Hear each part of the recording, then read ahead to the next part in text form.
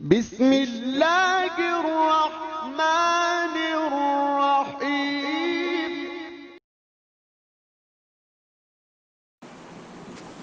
بسم اللہ الرحمن الرحیم۔ سوال کیا گیا ہے کہ اگر ماں باپ میں سے کوئی اپنے بچوں میں انصاف نہ کرے تو اس کے متعلق قرآن و حدیث کیا کہتی ہے؟ جواب عنایت فرمائیں۔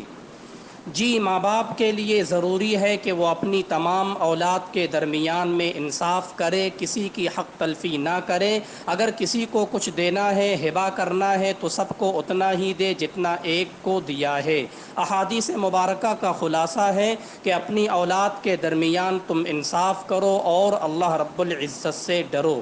نا انصافی کرنے والا گنہگار ہوگا اور سخت پکڑ ہوگی۔